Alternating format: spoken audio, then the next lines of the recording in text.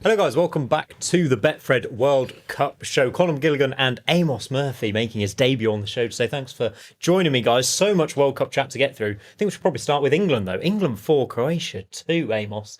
Great performance, great start to the tournament for England. Great performance, great fun, which we don't usually say for England in major tournaments. So yeah, obviously it could come crashing back down to earth. Fingers crossed it won't. I am old enough to remember, though, the 2022 World Cup. I think England started off with a 5 or a 6-2 win against Iran, and obviously didn't go all the way there. But still, I think, the way they were playing, it was it was fantastic. It was interesting, the second half. The first half was obviously end-to-end a bit, but the second half, something was said at half-time, and they came out like a England team I don't think we've ever seen at a major tournament. Yeah, it's like contrary reports, isn't it, on what you feel on that first half. I was a bit annoyed. I thought Croatia had a little bit more of the ball than we did, and it was irritating me how we were just getting further and further back every time like Baturina and Modric had the ball. I thought those two in the middle were good in that first half. But then, it would all change if we'd have lost that game. Like the half we are team fickle. talk. We are very fickle. Yeah. It was Anthony Berry, wasn't he, the assistant who came and did the half-time interview, and he basically said, "He wasn't happy, was he?" And you can't help but look back to Southgate, can you? You can't help but compare, and it just feels that it might have been a bit of a slog, but just the arsenal, the artillery we can bring on the pitch, Rashford, Saka.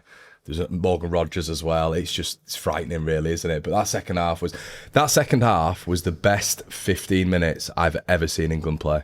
I think in my 24 years I've been on this earth. I think We're laughing outside. that hairline says otherwise. I think you are right in terms of World Cup performances, though. Like I can't remember, and we don't want to get too carried away. It's a first game of an 8-game, hopefully, tournament, and a long way to go, and we'll see how we get on against Ghana as well. But it was massively positive, wasn't it? Yeah, don't want to get carried away, but what time are we meeting for the parade? Yeah. July 20th, whatever it might be.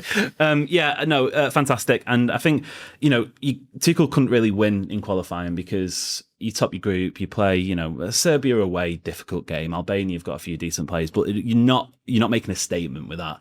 So I think that second half, he probably needed it as much as the players to be like, this is what we want to do. My worry or fear would be the intensity England are playing at or played at in that first game.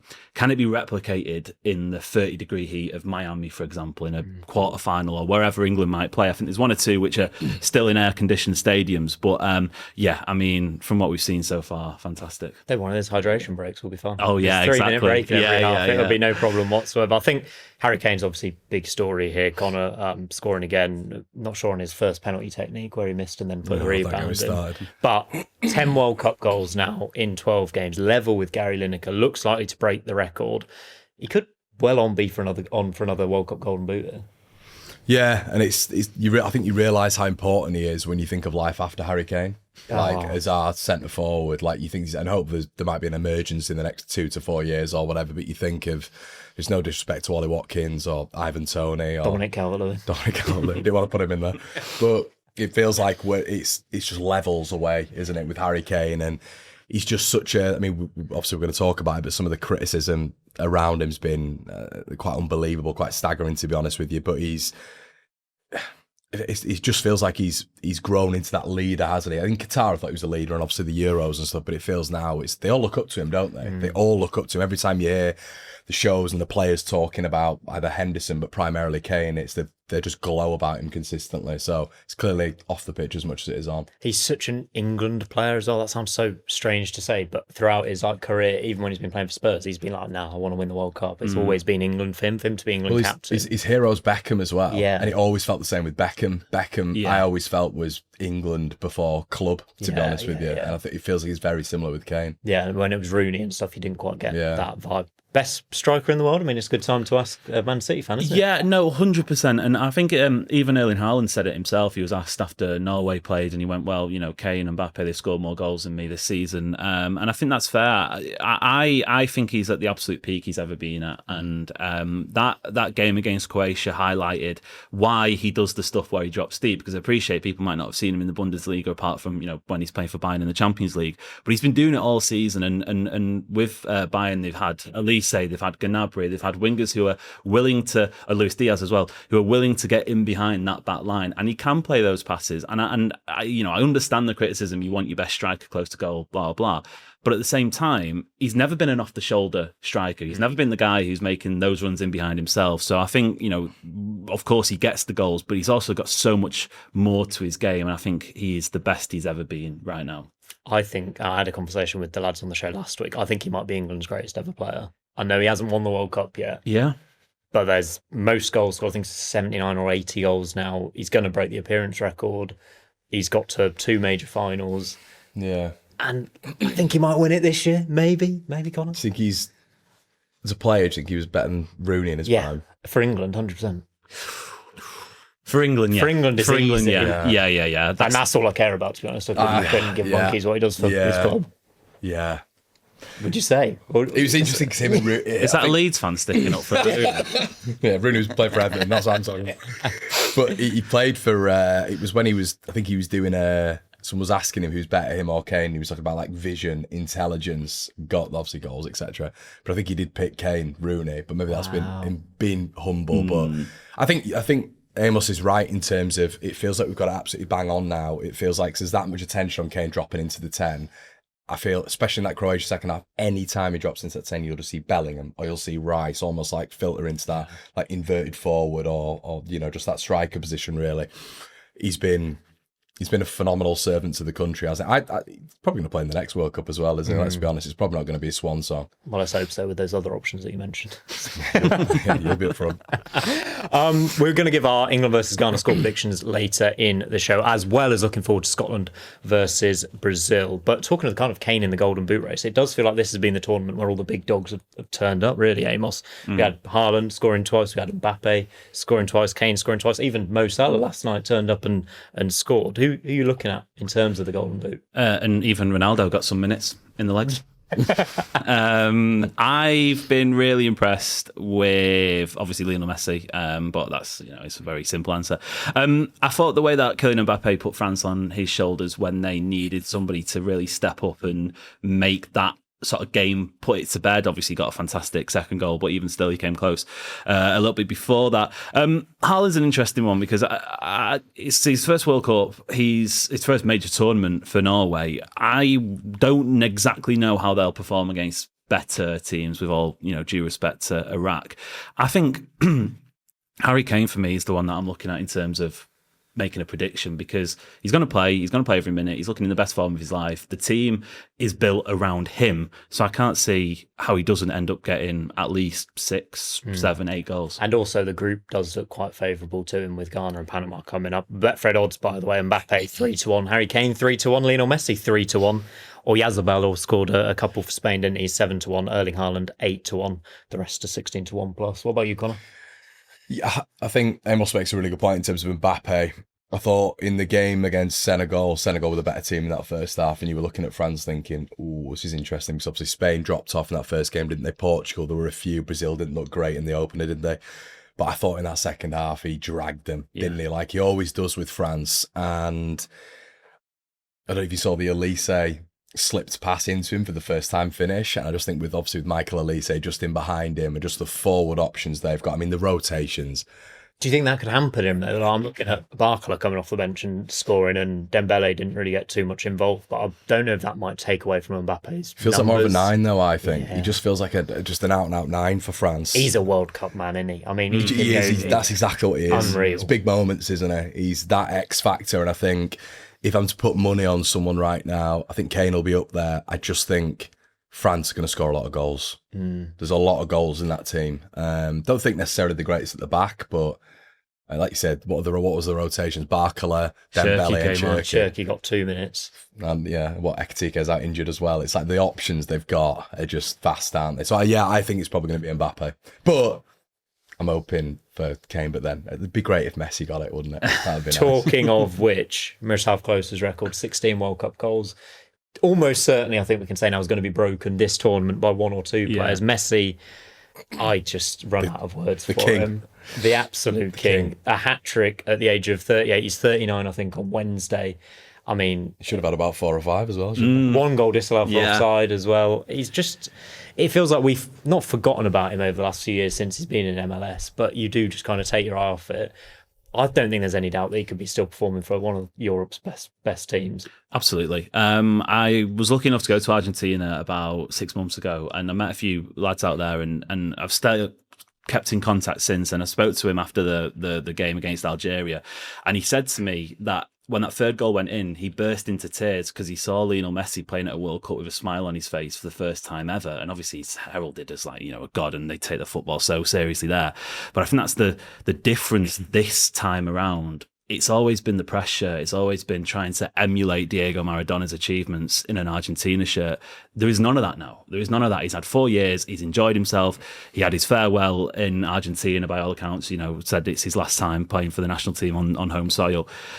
Just a joy, and I think every football fan who have grown up with him being the best in the world just felt that warm feeling when you see him dancing in and around in the shots. And yeah, I mean, for me, I don't think it's any debate. I don't think it was any debate. He's the best of all time. And if it isn't England, then what would another Lionel Messi World Cup be? I mean, it'd be special, wouldn't it? Be absolutely ridiculous. I think Argentina are actually a wider topic. Scaloni, they've just worked out a really good system to get the best out of him. Yeah. They've got dogs in midfield, dogs at the back, there's dogs all over, and then there's Lionel Messi to win you the game. You even look at the pattern of the game against Algeria as well, and with greatest respect, it is Algeria, of course, but they were hounding them down, and it didn't stop. It's the press, it's the dealing with the altitude, the heat. I think they're going to be a real problem. The team hasn't changed that much as well. I thought that would be why they would struggle, because they've not changed anything and they don't have Di Maria and they're all 4 years older. But you're right about the pressure. There's no pressure on Argentina. Now, they're like 8 favourites to win the World Cup. He doesn't move, does he, Messi? No. He just stands there. So he stands in that number 10, just kind of follows the ball slightly. And you think to yourself, well, they're all running for him. They're all doing it. Look at Alvarez, probably in the form of his life as well. Didn't even start, did he? Didn't even start. Yeah. So they're definitely not the best on paper, but it doesn't feel like the Argentinians need to be at the minute. They don't need paper, do they? No. Who needs paper? Exactly. Maradona and Pele obviously won 3 World Cups, but I mean, it seems like we're all in agreement there that we think Lionel Messi is the best of all time. Yeah, 100%. Pele, obviously a World Cup icon, Maradona himself, but I just think, you look at the longevity now. We collectively have grown up seeing his sort of start of his career, and you think back to those Barcelona teams in 2010 and 2009 and 2011, and that's what, going on 15, 16 years ago, and like players have had careers, retired and gone, and he's still doing it on the highest stage. So that's the difference for me. Maradona and everyone, and Argentinian fans still debate who was better, but his peak was like 10 years. Yeah. And by the age of 34, he was absolutely. Done. And we're 5 years, 39 years old. But it's like what everyone talks about. Everyone talks about Ronaldo, and understandably so, but nobody ever focuses on Messi's longevity in terms of like keeping himself in good nick. And obviously he's not like Ronaldo aesthetically, but when you talk about him still playing at 39, 40 years old, nobody really hones in on Messi when it comes to that aspect. He scored at the 2006 World Cup, which is now 20 years ago. Yeah. And now we're talking about it. Has he had to adapt his... Obviously, Ronaldo, I know, went to Madrid and effectively went as moulded into a 9, didn't he? But now he's kind of like the penalty box guy. Whereas Messi it feels like the same Messi that's always been, just almost floating in and behind that sort of striker. Doesn't have the electric pace that maybe he once had, but he doesn't really still need it when you're sniffing top bins from 25 yards out. There were some odds, by the way. Producer said if you could stick them back up for me, on Betfair had got an offer on, which is Messi to score, Haaland to score, Harry Kane to score, and Cristiano Ronaldo to score any time. 7. Messi's with an I, Seb, not a Y. But that brings us nicely to a certain nemesis of Lionel Messi, potentially his long-term rival, Cristiano Ronaldo and Portugal, who were very disappointed in their first game. But can he come good? Can Portugal come good? I thought they might win it. Yeah, I have to disclose a conflict of interest there, being a Manchester City fan, because Ronaldo might have ruined a few of my Manchester derbies as a kid. Being said, I think even from an objective point of view now, just to sort of finish on Messi, when you compare the two profiles, Ronaldo has always been sort of built on his athleticism, his physique, his that pace, that power. Messi was never about that, as we've just mentioned. And I think it was so apparent in that Portugal versus DR Congo game.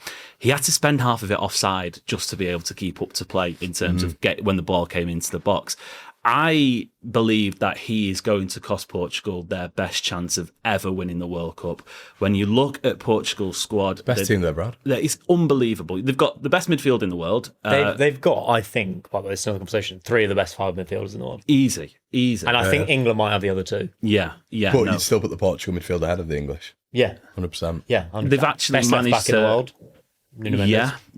Yeah. The defence, maybe, centre back could do with some improvement, but even still, Ruben Diaz, great defender on his day. They've managed to improve that PSG midfield somehow by adding Bruno Fernandes with Vitinha and Neves, which is wild. But you look at England, you look at France, you look at the teams that have done well, Messi and Argentina. They build around their best current player. Ronaldo is not their best current player. Bruno Fernandes should be the focal point of that team. Yeah, 100%. And thoughts on Portugal, Conor, in general? Do you think Roberto Martinez will have the cojones to bench Ronaldo? No, I don't think he will. I think I think you almost have to leave him at home. Yeah. That's what I think you have to do. Do I see a world where he could be a decent impact sub? But can take a penalty, can come on and score a big moment. His influence has got to be huge in that change room. We've seen it in tournaments before. I mean, all those, and I know it worked in Euro 2016, didn't it? When he was doing all the theatrics he was off the pitch for the winning moment. Their crowning glory was when he was on the bench. I think you were just talking about the PSG link, right?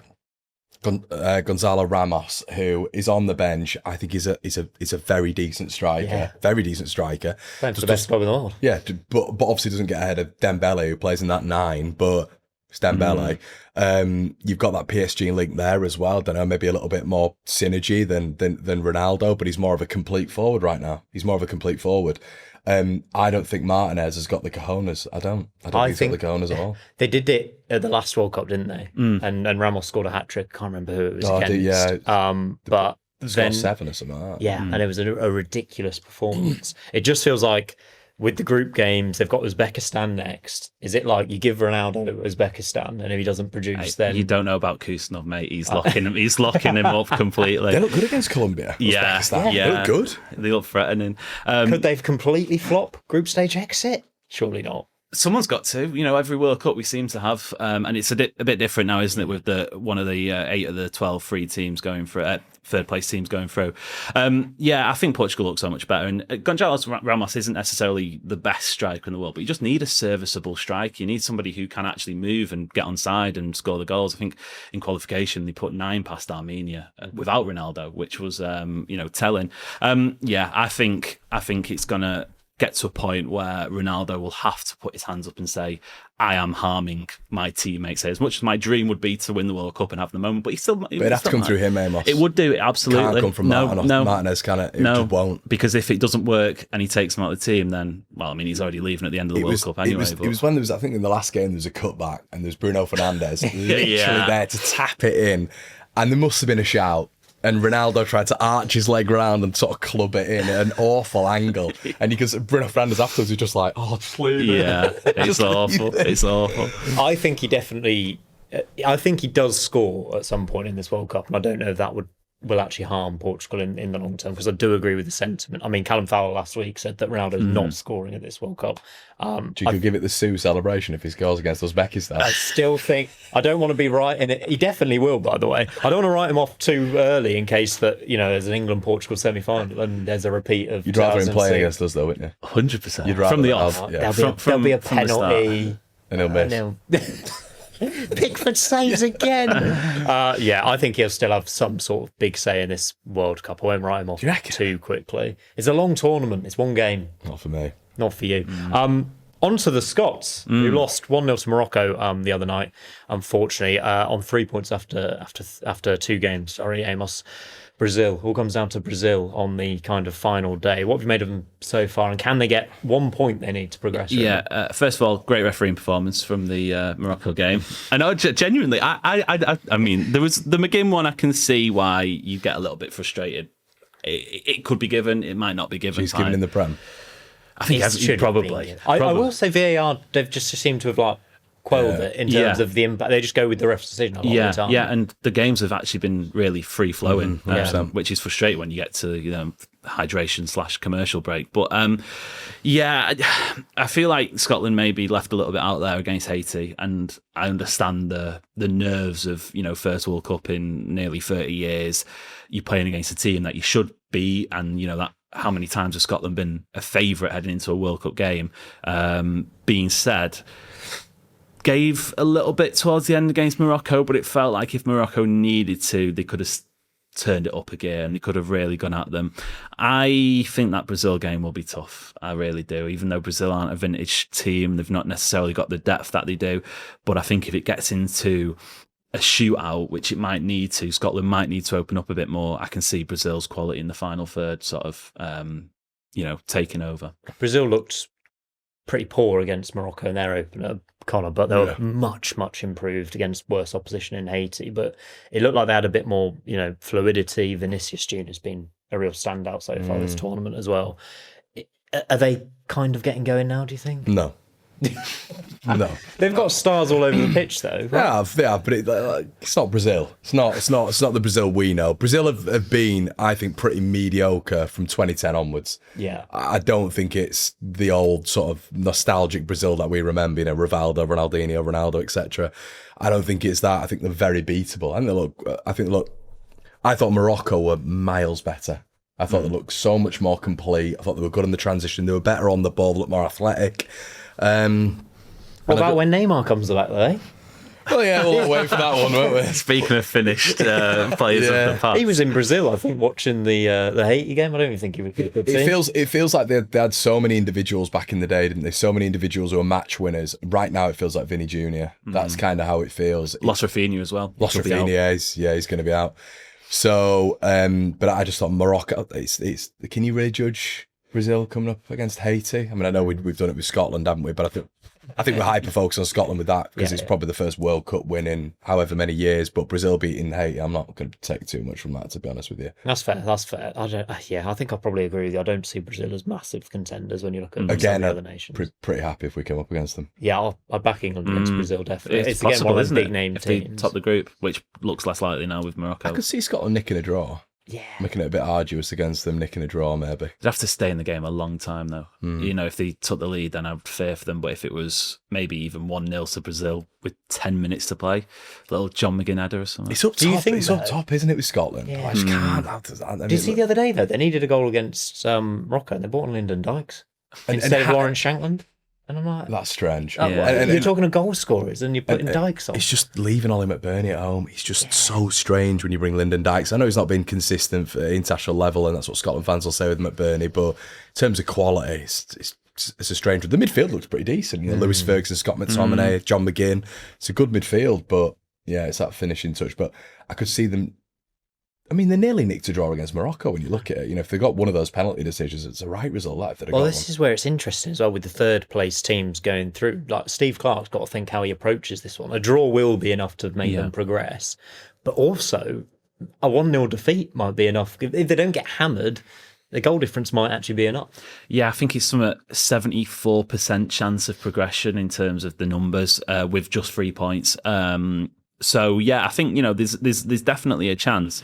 I do believe they will probably try and batten down the hatches a little bit and play for that draw. But I don't know, is that necessarily the right idea? Speaking of midfield, Casemiro's good season for United, but he's not necessarily the same sort of player who's got hooked against Morocco at half-time. Who did they bring on? Fabinho? That could be an area that Scotland look to capitalise in the game. I've just thought about Igor Thiago against Grant Hanley though, so Brazil might have a bit more of a chance.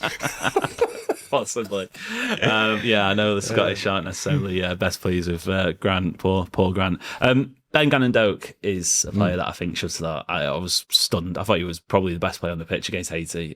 He just so positive. And I think, a trend of this World Cup has been attackers that want to make stuff happen and run at players, and that has caused problems. Why would you not start him against Morocco? It was bizarre. I didn't understand the reasoning. No. I guess they were trying to be that more defensive, solid. I think Patterson was playing on the right, and you got to hold a threat, haven't you? Yeah, you always got to hold a threat, someone to get you up the pitch, and they didn't have that against Morocco. It felt any of the breakout transition was coming through John McGinn. Yeah, Has to come through. It's not even just about like the attacking side of it. In the heat of these tournaments, just breaking it up a little bit, getting up the pitch, gaining a bit of space. You can get a free kick if he gets fouled or whatever. It was just like the ball would go up and it would just go straight back to Morocco. Where is the next game? Do we know? Against Brazil? Miami. Hot. The attendance for that Brazil. Yeah, that Brazil. So many Brazilians. It'll be like a home match. It'll be like a home match for Brazil. That'll be unbelievable. Yeah, they got to deal with the temperature as well. Would you then, if you're Steve Clarke, he went 4-4-2 in the first game against Haiti, 2 proper strikers, McTominay deeper. Against Morocco, it was he had McTominay as one of the advanced players almost. For this one, you leave McTominay advanced to bring another midfielder in? Do you go 2 up front and try and make it stick? Yeah, probably. I mean, like Amos was just saying, you need to get Gan and Doak in there, and you need to. McTominay's so dangerous in the box, isn't he? Not just like he's 6'4", isn't he? But his box-to-box abilities just second to none. Yeah, I'd start Gan and Doak 100%. Whatever complication or sort of like formation we can talk about structure-wise there. 4-3-3 could probably benefit him as well. Back in there. I think he's just their best goal scorer. He's got mad. You're not going to have many chances, and he is a really good finisher. Yeah, what season he's had. Obviously, got a big move to Rangers now as well. Yeah, got options, haven't they? Options. Yeah, I completely respect Steve Clarke and what he's done for Scotland. I do wonder if it's maybe fizzling out a little bit. And I believe, wow. Yeah, I just think the ideas have sometimes let him down. I know in qualifying, a few Scotland fans, and I'm sure some will disagree, some will agree, but a few Scotland fans were a bit bemused by team selections against some of the lesser teams where it almost felt like Scotland were playing within themselves. The old Scotland, we're coming up against, I don't know, insert team here who they should be, and they're trying to, play for draw or whatever. I know he's had a contract extension, and I don't want to at all disrespect what he's done, but there were just a few moments where maybe he could make a sub earlier, maybe he should have started him, or, shouldn't have started this player.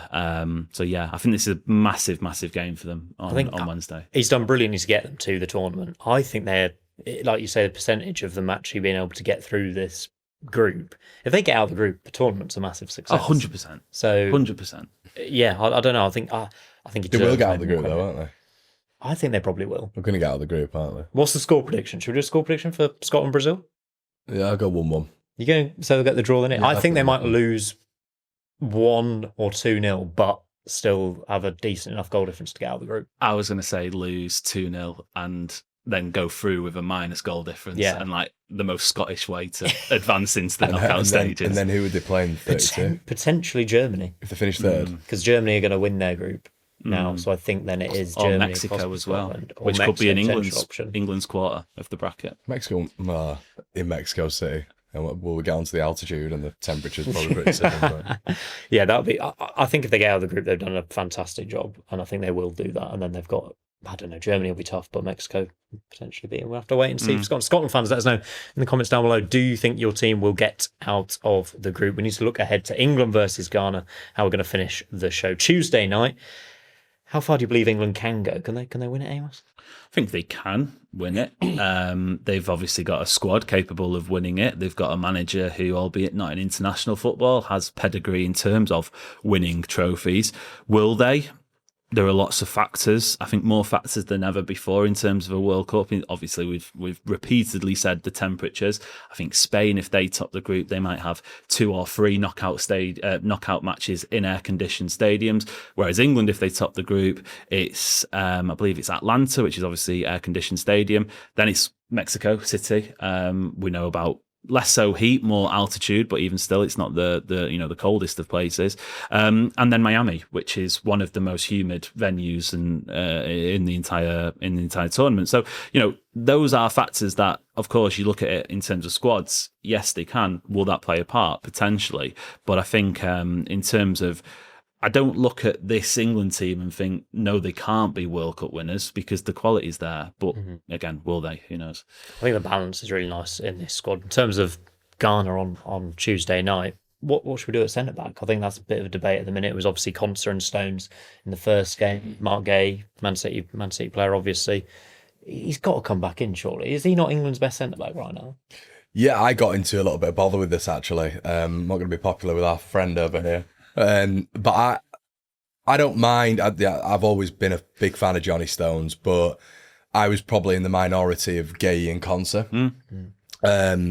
I just thought, obviously, with an Amos will be able to tell us a little bit more. I couldn't get out of my head when in that Villa game, last game of the season, when he was on his bottom twice and Watkins had put him there.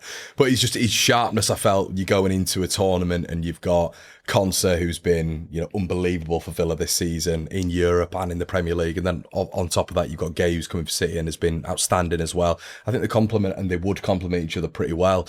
I was a little bit concerned in the first game, centre-back wise. I thought we looked a little bit shaky, and I think it's been picked up on a few times. Maybe it was a case of Croatia pressing us a little bit more aggressively. Will other and better teams start doing that a little bit more? I would do that if I'm another team, but you have to look behind you, of course. But yeah, if I'm looking at Gay coming in for Stones, I'm going to stick with it. I would go Gay and Conor. I think it's that back four is so interesting to me, because I think this has been a tournament for the attacks mainly, and the star players and the attackers, but it is strong back fours that tend to go on and win World Cups and win major tournaments. Look at Argentina last time, for example. I don't know if this back four is so far removed from the Gareth Southgate solid defensive unit with Shaw, Maguire, Kyle Walker. I don't know if this is the same, or whether they just need to play together quite a bit more. Yeah, I think that is part of it. That was the first major tournament game for, obviously Nico O'Reilly was there. Connor's played at the Euros, but in terms of a unit, it felt like it was the first time we've really seen it. I wouldn't be against a Gay coming in for Stones, to be honest. I obviously adore John Stones as, a Man City legend. In fact, he's been absolutely fantastic. And England legend as well. Well, yeah, absolutely.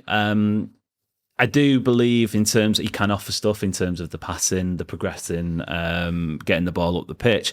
But I do, he's played something like 700 minutes in the Premier League for City this season, and that's by He's fresh.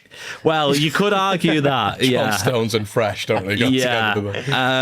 Maybe the benefit of this expanded tournament is the games are a little bit more spread out, because I think if he's trying to do 2 matches in a short space of time, and I think Gay's been amazing for City. And in fairness, alongside someone like Semenyo, who came in January as well, were probably the only reason City took the title race the final couple of weeks of the season. He was fantastic. People will remember the mistake, the back pass against Everton, and that was probably the final nail in City's coffin. But in terms of where he got City to, I think he was up there with the reason why City were challenging for so long.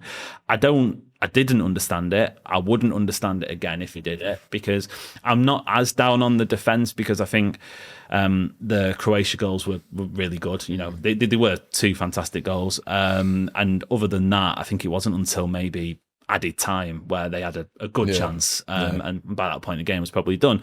But at the same time, I think, you're right when you say winning teams at World Cups have that guy who can just sniff out a bit of danger, and I think Mark Gay is definitely someone who can be. I'd go for the kind of Man City link of Stones, Gay and O'Reilly at left back as well, just to help things out. I also think Conor is very likely to play a right back in this tournament at some point when Reece James inevitably gets injured, which we're all waiting for. Didn't look great for that second goal, did he? No, I also think fantastic goal. But I think maybe against France or someone. What would you do? It's not a bad option. Would you go for the Man City link? Yeah, I'd go Stones, Gay and O'Reilly, and then leave James at right back until we come up against a really strong team. Talking of the kind of wingers, that's the other debate, isn't it? Gordon or Rashford, and Saka or Madueke. I think it's a conversation we're going to have throughout the tournament. Madueke, I thought, looked reasonably right. I thought he did. I think he gets a lot of flack, doesn't he, Madueke? Mainly from me before the tournament. But I will say, backing what you're saying there, there's sort of 2 instances, I think, in the first half where one, he made a really poor decision to cut back on his instep, delivered the ball into the box, and it was a terrible ball. And then the second instance, Bellingham just missed it. He cut it across with his right foot, and Bellingham inches away from it. But what I do love about Madueke is he's direct. He's going to get you up the pitch. And with the amount of runners that we've got from midfield, we probably should talk about Elliot Anderson at some point, by the way. I can't believe it's not in the running order, Seb. But yeah, I think I wouldn't mind Madueke. I think Saka's still carrying as well, an injury, isn't he? There's conversations about Rice as well, carrying something as well. But I would go Madueke for this one. I don't mind him being in there on, especially if we have a fresh Saka for later on. Yeah. Gordon or Rashford. I thought Gordon was our poorest player the other day. I thought he was poor. Can I make the case for Anthony Gordon starting? Go on. I think Marcus Rashford is great, and I believe if you're asking for who is the better option, I would say Marcus Rashford. But I think Anthony Gordon probably gives you more out of possession. He allows you to be a little bit more solid defensively. Obviously, that was an issue, but at the same time, he is somebody who can press high. He can do that full sort of that out of possession work. I think it worked perfectly. You have him start the game. You have him, doing all of that stuff, and then against the tired legs, you have Marcus Rashford, who is clinical, who is direct, who is effective in front of goal. I think that I wouldn't be disappointed to see that be the play for. I think it's a tournament for finishers, which is the new modern word for substitutes. I don't think there's anything wrong with leaving a better player on the bench for the last 20 minutes. If I'm Rashford as well, I'm thinking, I want to prove Barcelona wrong here. Yeah, true. There's a bit of needle there, isn't this guy. But you mentioned there's not more motivation than that, is there? You mentioned at the top of the show, we bought on Morgan Rogers, Saka and Rashford, and you could just do that every game. Well, it's different. It's like what Amos said. There's differences in how you look at it. Gordon, better out of possession, maybe tires them down.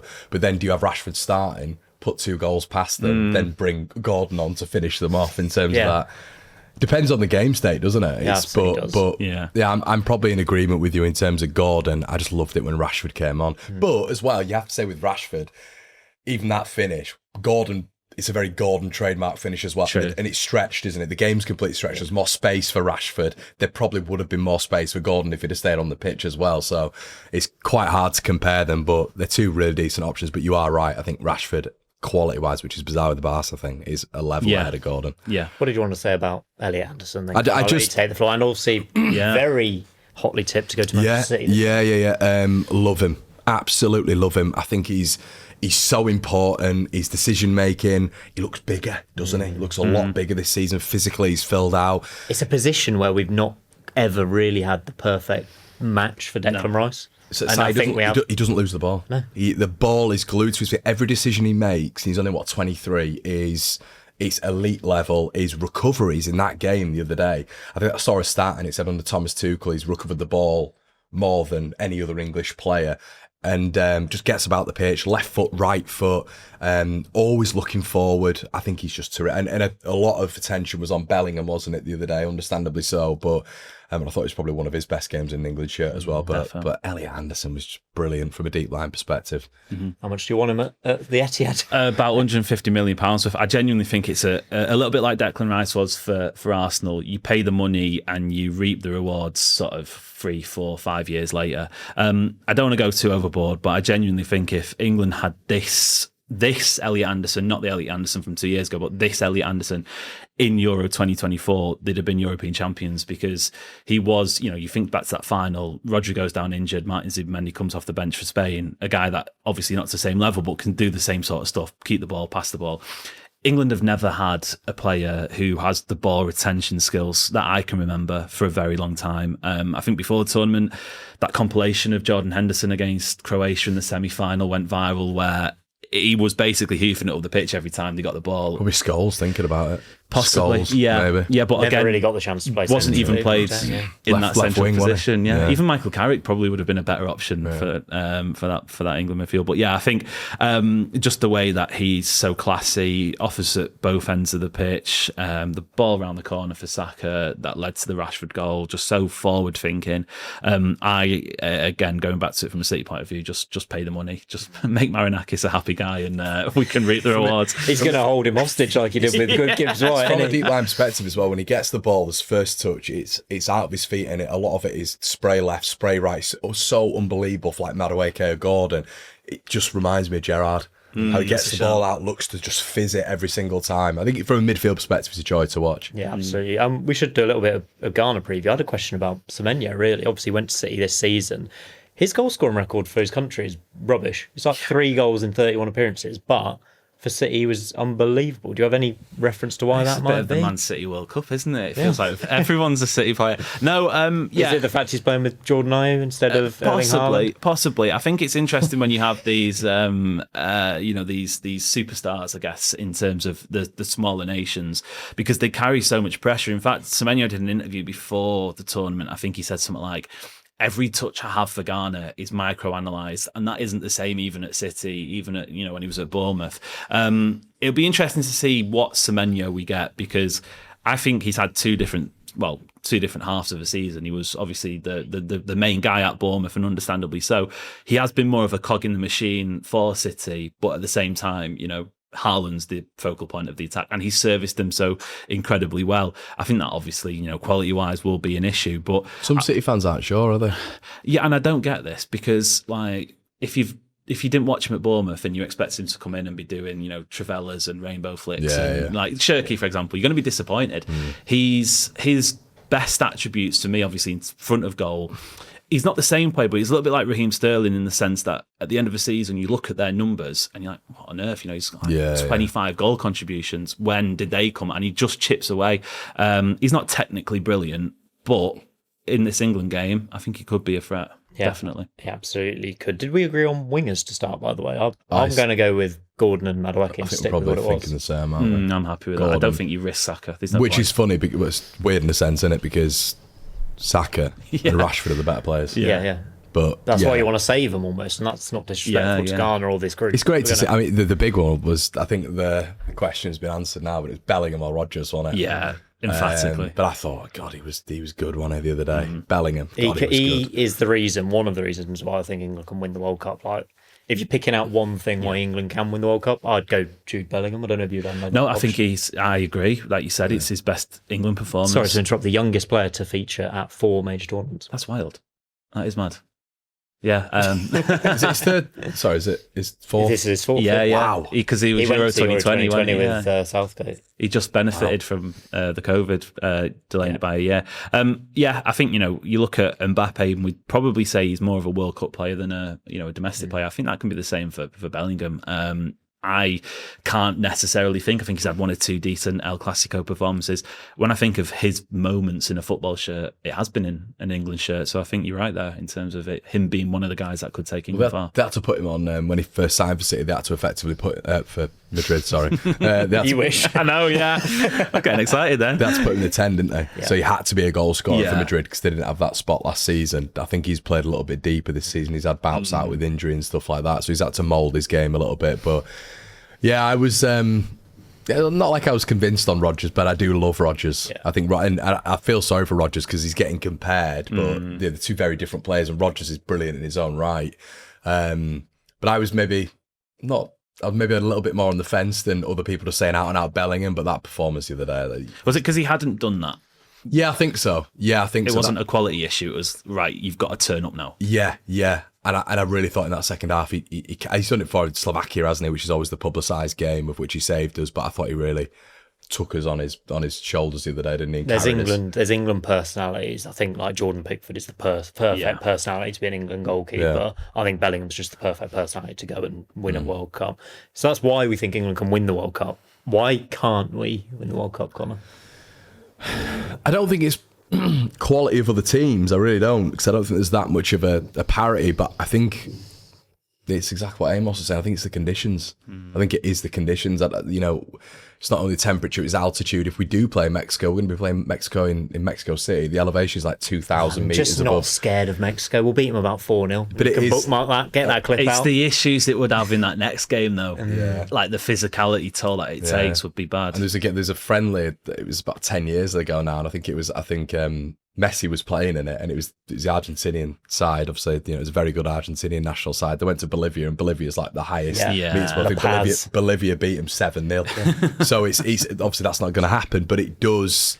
It definitely will equal it. How can conditions not make an impact? You've got to if we came up against Argentina and Argentina are playing in that humidity week in, week out, probably for club level as well, but from a national perspective, but loads of them are playing in the Premier League. No, I know, but from a national perspective, they will have grown up in that sort of that humidity, that temperature. That will wear you down. If you ever played in heat, you know that. It will wear you down. So they are the huge deciding factors. I genuinely believe on quality we are not the best, but we're definitely in the conversation. There's a debate to be had with the top 3, I think. Probably us, France and Spain. I think Betfred have exactly that top 3. England third favourites, top price to win the World Cup. I didn't even know that. There you go. But is France favourites? Because Spain's draw, then Spain, then England. Same for you. Why can't England win the World Cup? I think that's spot on. I'll raise another point. I don't think England lack the quality, but do they lack the moments that Dembele could bring up, and Mbappe, Yamal, I think there's a depth issue with a few key players. I know you could say this about a lot, but if Kane gets injured, I worry. If Declan Rice gets injured, don't know what we're going to do. I think Conor can probably do a job at right back, but I'm not loving it if Reece James gets injured. I just think we're one injury or suspension away in certain key areas where if Rice gets injured, is it Mainu and Anderson? Or is it Jordan Henderson? Probably. Or is it Jordan Henderson? Like We've got four central midfielders. Looking at Adam Wharton sat at home, don't you? No, and then you've got Jordan Henderson there as a cheerleader. What's going on? I just think in those areas, when France have got more options or Spain, you don't rely so key on a few of those players. No, absolutely. I mean, if Kane gets injured, let's just pack up and go home, basically. Save your money, lads. Yeah. Don't like Ivan Toney as an option then? I think he's looked in that warm-up game. He looked like he spent the last couple of years in Saudi Arabia. Put it that way. Him and Cristiano. He's been brought for pens, hasn't he? Basically. Which could work out. It could work out. Right, what's the score prediction we'll finish with for England versus Ghana? Amos, let's do you first. 3-1. Goal scorers? Elliot Anderson. Nice. No bias. Kane and Madueke. Thought you were going to go Elliot Anderson and O'Reilly and Stones. And probably Semenyo for Ghana, is it? Semenyo assist. Okay, for Brandon Thomas Sante, of course, who's definitely going to score in this game. Conor? 3-0. Oh, wow. Madueke, Kane 2. Really? I'm going to go 4-1. Brandon Thomas Sante obviously scoring for Ghana. What a performance he had off the bench, by the way. And Harry Kane hat-trick and Jude Bellingham. Nice. Big wins. In fact, maybe we should finish with where do England finish? Do they win it? Where do they go out? Conor. Are England going to win the World Cup? Give me a big resounding yes, please. Read the sign behind. We the believers, eh? Yeah, go on, why not? There you go. What about you, Amos? No, I don't think so. I think it will more likely be. I can see it being a really good tournament for England, and I think it will be a step in the right direction, I guess. That's every tournament, isn't it? Yeah, but it's a step backwards, isn't it? If we don't win it. Nah, they can't. If we lose in the final. That's what Tuchel was brought in for, wasn't it? To win he's it. got to win. We could get to a semi or a final under Southgate. We can't win it under Southgate. So we've got Tuchel in to make these big decisions. Maybe it's a failure then. I don't know. It'd definitely be a failure if we maybe don't get the final because people, like Amos just said, they'll look at the Whartons, they'll look at Foden, they'll look at Palm, they'll look at Morgan Gibbs-White, all left at home. People will start to do that. So you get to the semis though, and you genuinely don't know what will happen. I think that should be par. I think we'll go with that. Yeah. I think semis are minimum. We'll see. Well, I said Portugal will win the World Cup, so that's all I need to know. Yeah. I think if we come up against Portugal or Argentina in a semi-final, it's a big. Argentina, I'm worried about. I wasn't worried about Argentina before. Until you spoke to me. Till I watched a guy called Lionel Messi. Turn out he still has got it, actually. Messi against England. Oh. He's never played against England. No, he hasn't. No. Mad. That is a crazy stat as well. So, minimum semi, but of course we can win it. Yeah. Thank you very much both for joining me. Thank you, Simon. Get your thoughts in the comments down below. Where are England going to end up in this World Cup? Give us your score prediction for England versus Ghana as well. Like and subscribe while you're there. I'll see you next Monday for the next Betfred World Cup show.